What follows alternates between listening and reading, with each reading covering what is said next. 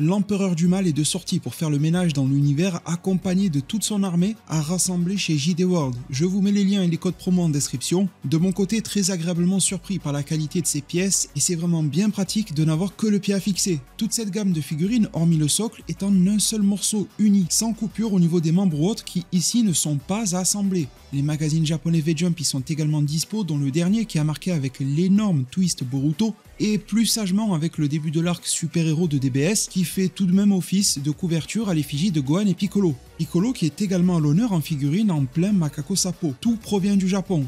Les produits sont officiels avec livraison rapide et emballage soigné. N'hésitez pas à utiliser mon petit lien en description et à prendre une petite réduction au passage avec mes codes. Merci à tous. Salut les devins, c'est Saikyo. On se retrouve aujourd'hui pour un petit billet d'humeur de ma part concernant l'arc super-héros de Dragon Ball Super. C'est peut-être un peu prématuré pour vous le partager étant donné que l'arc en version manga est en cours, donc ma perception changera forcément un minimum. Du moins, elle s'affinera, mais à la vue des éléments en cours et du film super-héros qui est tout de même complètement en notre possession, et plus que bien digéré depuis, j'avais envie de vous faire parvenir mon retour peut-être un peu plus émotionnel qu'à l'accoutumée par rapport à cet arc, et surtout par rapport à cette perte de hype générale. Encore que le mot hype est pas trop adapté parce que je le trouve très éphémère, mais cette baisse générale de la ferveur Dragon Ball en ce moment qui est largement compréhensible, largement respectable. Je vais aujourd'hui certainement pour certains enfoncer quelques portes déjà grandes ouvertes, mais ça me tenait quand même à cœur de partager ce que j'ai en tête concernant cet arc-là. Alors je me permets tout de même un très bref récapitulatif pour ceux qui auraient raté les vidéos sur ma chaîne, il n'y a pas de mal, à propos de la position que j'ai eue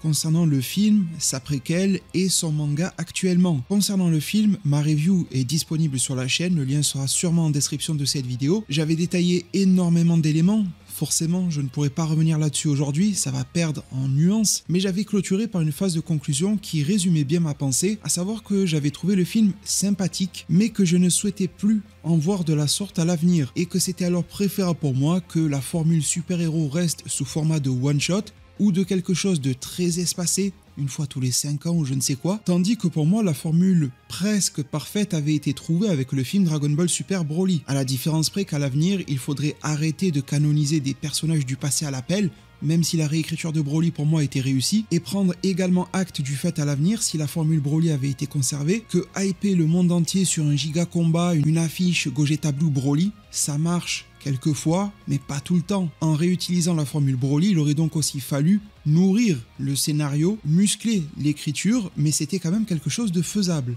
Et donc pour moi la structure Broly était une meilleure base que celle de super-héros, en procédant aux quelques ajustements que je viens de citer, et ce, aussi bien sur la forme que sur le fond. Concernant la préquelle, à propos de Goten et Trunks, j'avais pas mal de craintes, mais au final rassuré quand ce petit arc a duré 3 mois, bien que je le trouve toujours mal placé juste en sortie d'arc granola, encore que ça a permis de décompresser après tous ces combats qui étaient sans aucune utilité. Malgré tout, un petit arc sur Goten et Trunks qui a divisé, mais personnellement, je l'ai trouvé assez frais, assez fun, la tranche de vie assez agréable. L'humour pour moi n'était pas assez bien ficelé. Seul vrai tard pour moi, c'est Toyotaru qui n'était pas assez bien dans les bottes de Toriyama concernant l'humour.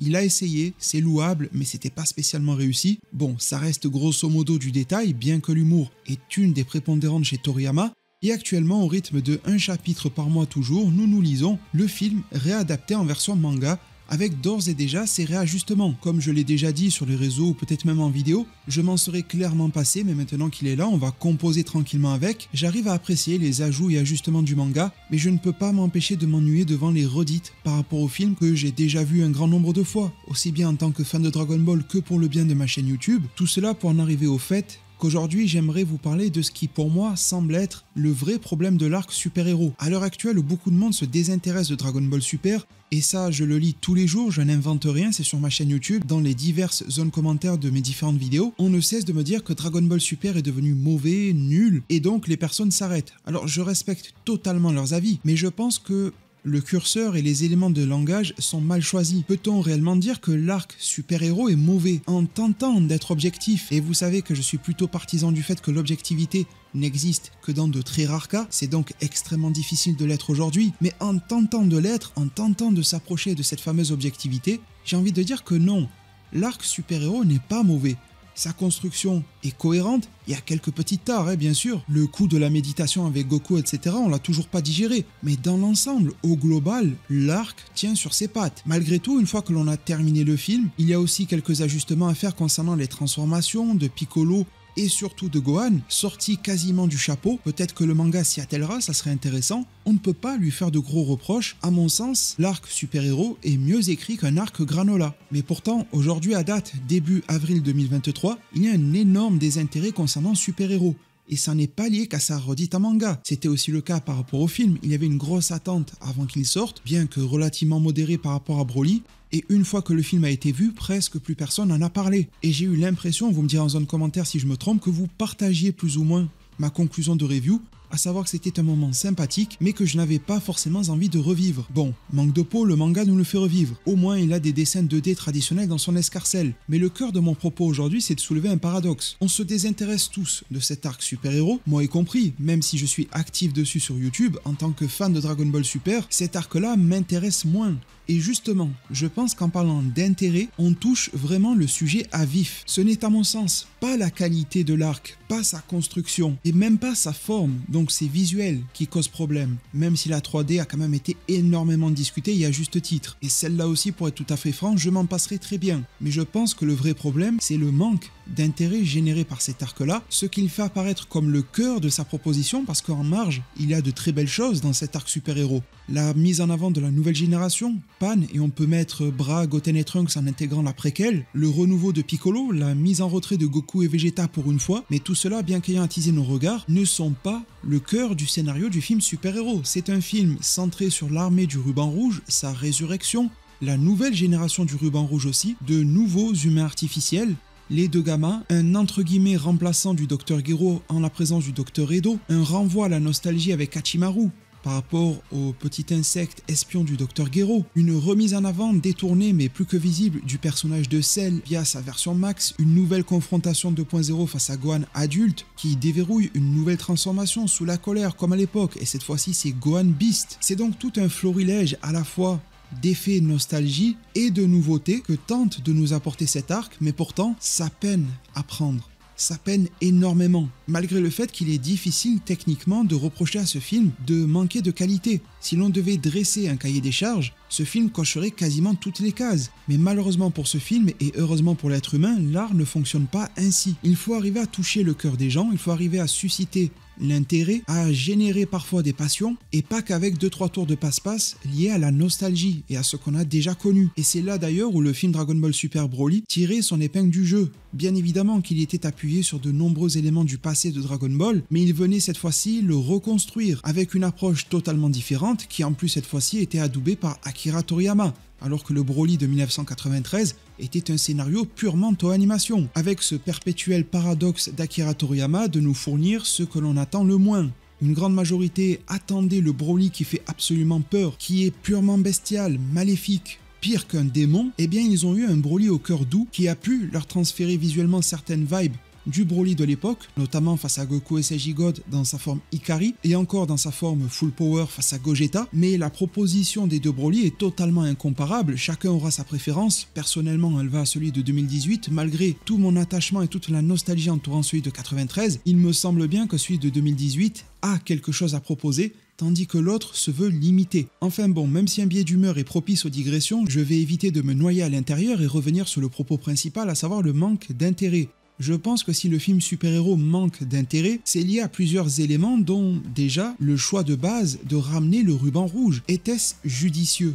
Pas forcément. Il me semble bien que l'histoire de cette armée était déjà complétée. Que peut-on proposer de nouveau avec celle-ci? Regardez, à la fin du film super-héros, peut-être que le manga donnera tort et contrariera cela, et je l'espère, mais à la fin du film, le Dr Edo va travailler dans le laboratoire cosmétique de Bulma comme s'il développait un nouveau shampoing pour Sephora. C'est réellement ça le renouveau du ruban rouge? Tout ça pour ça? Alors je me doute que ça peut mener à quelques petits twists scénaristiques, on en a déjà discuté en vidéo, comme pourquoi pas Bulma qui va s'appliquer ce type de produit et reprendre son aspect vieilli, tel qu'à la fin de Dragon Ball ou Dragon Ball Z comme vous voulez, ce qui pourrait expliquer le décalage entre la Bulma jeune de DBS et la Bulma physiquement d'apparence beaucoup plus âgée en fin de DB, sachant qu'on est très proche de cela. Ça pourrait aussi expliquer l'air aigri qu'elle a à ce moment-là, car après les vœux formulés auprès de Shenron, après tous les produits qu'elle s'est appliqués, il aurait fallu une vieille crème du Dr Edo pour qu'elle vieillisse, ça serait bien dommage. Mais hormis ce genre de petits détails, que va faire le Dr Edo dans la cosmétique de Capsule Corp? Est-ce une simple méthode pour le mettre de côté temporairement? Ça serait cool pour qu'il soit plus intéressant et important dans l'histoire après. Ou alors ce personnage n'a-t-il vraiment rien à raconter? Tout a été dit sur le ruban rouge et il est tellement intelligent aujourd'hui que l'intégrer dans les histoires principales de la Z-Team serait un problème pour les scénaristes étant donné qu'il pourrait déverrouiller beaucoup de situations. On a beaucoup de génie chez Capsule Corp. Bulma, je peux intégrer Bra pourquoi pas, Pilaf, Mai, Shu, le Dr Edo, Brief qui rôde toujours dans les parages, bref, je pourrais en citer beaucoup. On a un des deux Gamma qui est mort, mais je me rappelle du Dr Edo dans le film qui dit qu'il pourrait en recréer ou dupliquer un Gamma, donc ça m'étonnerait pas qu'on le revoie. Gamma 2 qui va devenir une sorte de garde du corps de Bulma, elle n'en a pas vraiment eu besoin jusqu'à présent, Vegeta était d'ailleurs plus ou moins là pour elle quand il le fallait, donc tous ces personnages, ces nouveaux personnages que le film a apportés, soit ils meurent comme Magenta, Gamma, bien évidemment Cellmax parce que c'était la menace, ou alors j'ai l'impression qu'ils sont mis de côté comme Gamma et le Dr Edo, et vous pouvez vraiment les mettre en symétrie avec la nouvelle génération Dragon Ballesque type Goten, Trunks, Bra et Pan.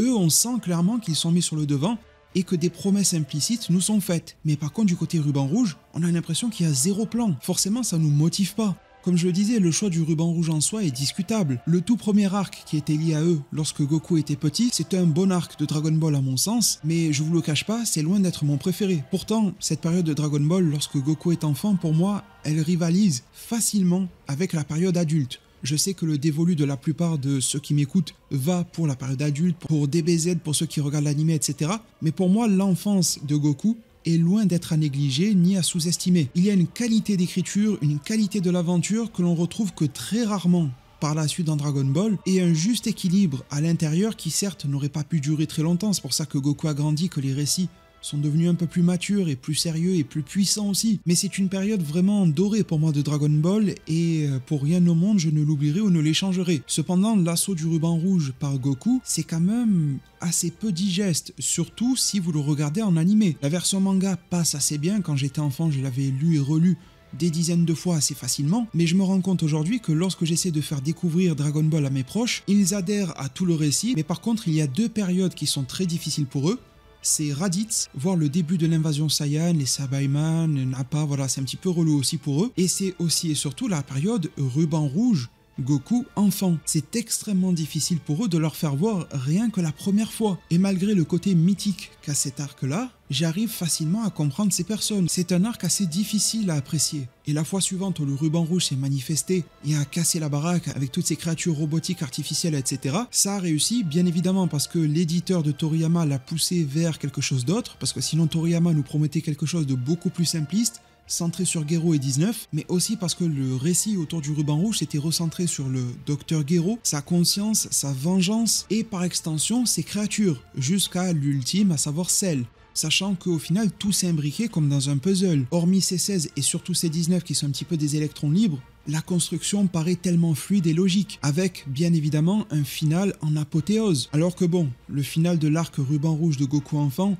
oui, il y avait une forme d'apothéose, mais elle était quand même extrêmement basique. Et du coup, c'est cette partie-là de l'époque de Dragon Ball qui ressurgit aujourd'hui. Alors, ils n'ont pas pris la décision d'envoyer Pan à l'assaut d'une petite armée du ruban rouge en reconstruction. Ça aurait pu être cool d'ailleurs, ça aurait pas fait office de film, mais ça aurait fait un petit arc sympa. Mais ils ont essayé d'apporter quelque chose d'extrêmement badass, tout en conservant les lourdeurs quasi inhérentes à un récit centré autour d'une armée du ruban rouge. Il faut se taper la hiérarchie du ruban rouge, il faut aller dans leurs locaux, et encore je trouve que le film est un raté en ce sens-là. Il y avait énormément de choses en matière d'environnement à nous montrer, ils ne l'ont pas vraiment fait. Les deux Gammas sont plus qu'intéressants, mais je suis resté tellement sur ma faim.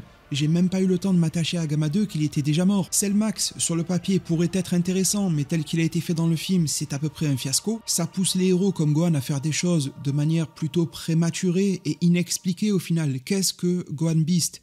Chacun aura son explication. Je pourrais vous en faire une vidéo, mais il se peut que dans une semaine ou 2 mois, elle soit contredite par la vérité qui sortira du manga Dragon Ball Super ou d'une interview. Et puis les fins connaisseurs de Dragon Ball Super pourront se poser des questions. Pourquoi amener tout le revival là, de cette armée du ruban rouge quand on voit comment ils ont fini, comme je le détaillais à quelques secondes ou minutes, en sachant qu'en plus ils voulaient juste faire revenir Cell et que c'était ça la finalité et qu'il n'y a rien de prévu pour les autres personnages. Nous avions un chapitre du manga dans lequel les Cell Junior étaient là. Il aurait suffi que le Dr Edo mette la main dessus d'une manière ou d'une autre avec pourquoi pas Hachimaru qui ponctionnerait de leur ADN pour reconstruire quelque chose. Pourquoi également, ça j'en ai parlé en long, en large et en travers, quitte à aller dans le délire de Cell Max, nous proposer une version incomplète. Est-ce que la version parfaite arrivera par le manga ou restera une frustration ad vitam aeternam pour chaque fan de Dragon Ball et Dragon Ball Super? Sachant qu'on a tous payé notre place, c'est un petit peu comme payer un restaurant fabuleux dont la promotion ne cesse de nous mettre l'eau à la bouche et que le plat servi n'est qu'à moitié cuit. Ça peut être la plus succulente des viandes, si à l'intérieur elle n'est pas cuite, elle n'est pas cuite et je ne la mangerai pas. C'est donc toute une succession d'éléments, je trouve, dans ce film ou cet arc.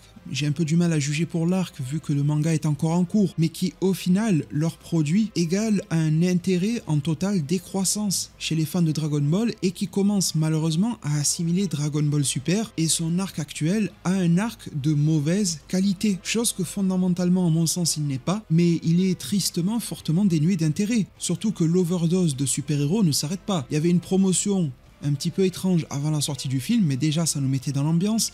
Il y a eu le film, on n'en a plus trop entendu juste après, mais ça a repris avec la version Blu-ray au Japon, toute la promo autour de sa préquelle, maintenant du manga, et sans oublier tout ce qui est produit dérivé. Tout, absolument tout, et c'est normal, mais c'est quand même assez lourd, je trouve, pour moi personnellement, et vous me direz si c'est pareil pour vous, de se taper toute la promotion des DLC, des jeux vidéo, des nouveaux personnages entre guillemets qui sont issus du film, Orange Piccolo, Gohan Beast et j'en passe, comme s'ils avaient quelque chose d'absolument miraculeux à nous proposer dans les jeux vidéo, quelque chose d'incroyable, les gammas et tout ça, bien évidemment les produits dérivés. Alors à vrai dire, je vous l'avoue, ce que j'apprécie le plus autour de super-héros, ce sont ces produits dérivés. Il y a des petites figurines, Piccolo, Pan, etc. que je trouve vraiment de qualité, gamma aussi, du Gohan forme de base avec les habits de Piccolo, bon sur ça c'est assez réussi, mais ça participe aussi à cette surdose, overdose de super-héros, ce gavage quasi constant de super-héros qui dure et qui n'a a priori pas d'arrêt. Surtout que les Japonais, on le connaît, ils aiment bien étirer leur marketing pour ne pas faire de mauvais jeux de mots, c'est rare qu'ils envoient la max d'un coup,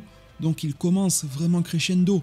Les jeux vidéo reçoivent, je ne sais pas moi, une petite panne, un gamma, il va falloir 8, 9 mois ou même 12 avant que Cell Max, Piccolo et tout arrivent. Et c'est donc tout un parcours dans lequel encore, j'ouvre les news Dragon Ball, encore super-héros, et le surlendemain c'est pareil. Il n'y a nul doute aussi sur le fait que Super Dragon Ball Heroes va se mettre à la tonalité super-héros. Ils l'ont déjà fait à vrai dire, mais ça va peut-être s'accentuer encore plus. Et ça, c'est un système au final à double tranchant, parce qu'à l'époque de Broly, ça participait à l'ambiance de Broly. Ça venait même enjoliver tout ce qu'il y avait autour. On avait de nouveaux visuels d'un film qu'on a presque tous surkiffé. On accueillait ça presque à bras ouverts. Certes, le marketing a duré un peu trop longtemps, on est d'accord, mais 80% de celui-ci a été plutôt bien digéré. Il y avait à vrai dire peu de reliquats. Là, franchement, une fois que tu as testé ton Gohan Beast dans un jeu, est-ce que tu as envie de le jouer dans tous les jeux? Est-ce que tu attends avec impatience d'avoir le Dr Edo en mode cosmétique dans le prochain Kakarot, DLC ou je ne sais quoi? Pas forcément. Peu d'intérêt, peu d'attente, overdose, gavage. Je pense que ce sont vraiment les clés pour comprendre le problème de l'arc super-héros, sauf que les ayants droit n'arrêtent pas de forcer avec.